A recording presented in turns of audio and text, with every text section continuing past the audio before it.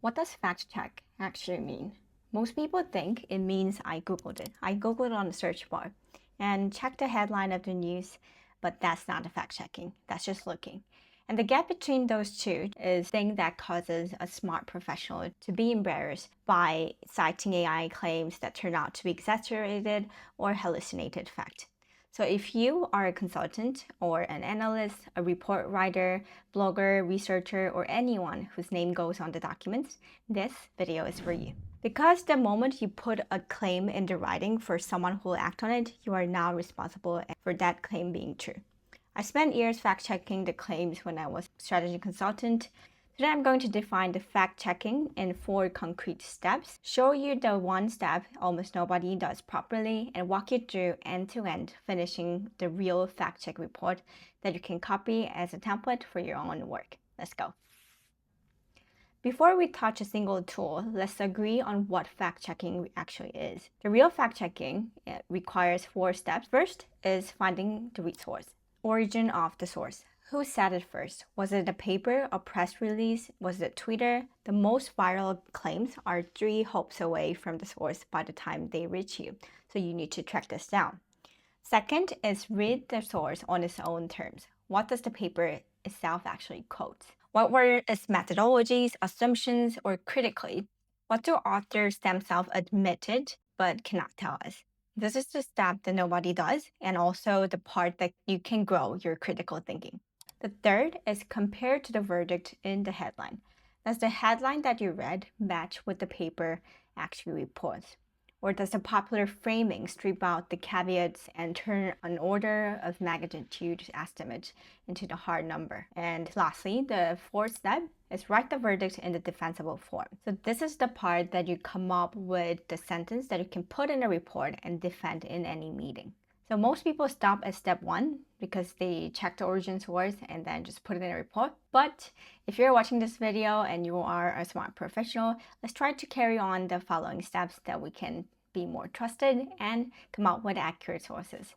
So quick context, there's a whole category of AI tools built for serious research work. I'm not talking about just general chatbots, LLMs, but tools that's designed particularly for finding, evaluating, and verifying the claims.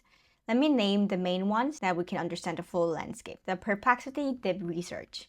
It sweeps through the live web, it returns the answers, inline citations to the current resources. And second is a Claude research mode, Anthropic's deep research functions inside the Claude. It's strong for a long multi-step research task where you need the model to reason across many resources. Third is a Google Gemini's deep research. It's similar to what Perplexity and Claude has. It emphasizes more on a structured report. If you live inside the Google ecosystem, feel free to use it.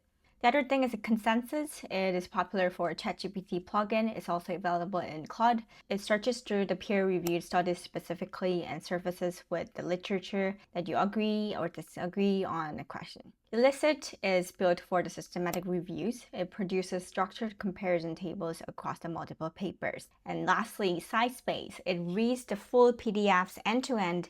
It links every claim to the exact sources, sentence, and it is popular for a verified report function that we'll find out later, that it filters out the hallucinated citations before the report is even generated.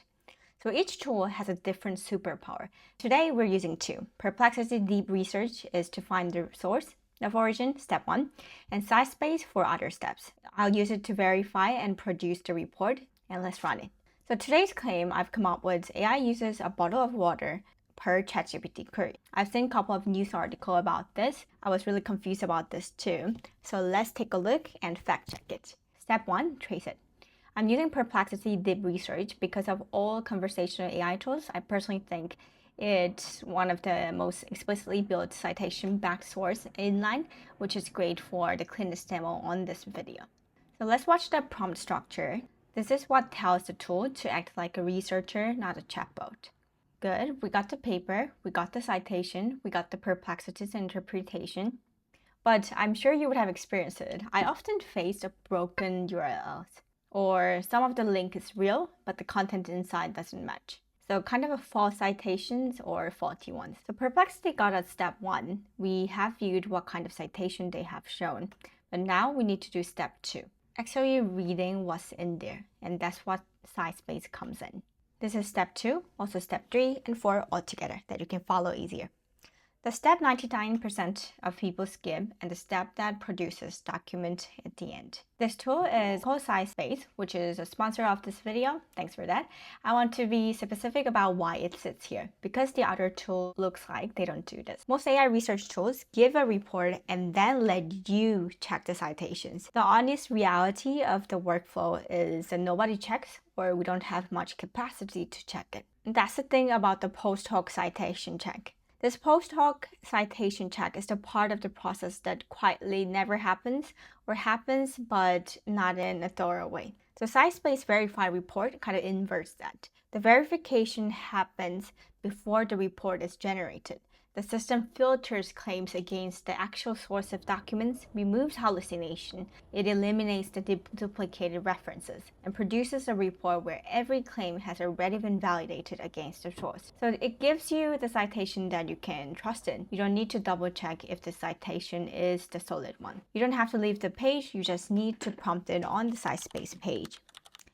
So here's the move. What I'm going to do is I put this prompt, generate a verified report formatted as a fact check report. I can hand it to the stakeholder. And as you can see here, in section 3, it outputs the exact source sentence appears right here. That way, I don't need to go back to the PDF, search through, Control F, the part that AI have mentioned to me. And now if we look at section 4, what the headline strips out. This section is what the press release normally ignores. As you can see, it talks about the per query number is order of magnitude, that it varies enormously. So none of this caveats, some critical facts that I should know before understanding this number, was mentioned on the headline that I was confused at. That's why we need a fact checking. We can understand the matter that we're trying to comprehend on a broader view and accurate perspective. And on section 6, the defensible version. This is the sentence that I actually put in the report. So I believe this verify report function of SciSpace will be very helpful for a consultant, researcher, or any people who requires the trusted fact checking. I'll drop the link to SciSpace in the description, so please take a look.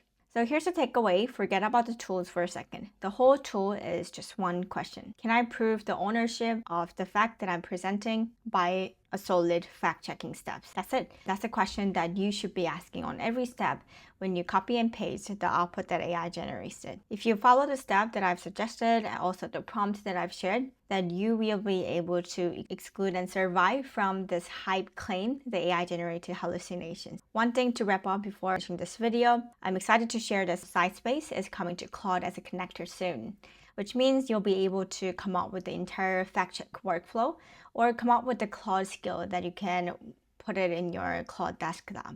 And you don't need to input the prompt that I've suggested every time you prompt it. If you find it useful, please comment with one of the viral AI claim or any AI hallucination that you have spotted that might need a fact check. The fact check report template and the prompt structure that I used today will be linked in the description. Hype isn't beaten by being smarter, I believe. It's beaten by being slower. See you next week. And if you find this video helpful, please like and follow. Bye.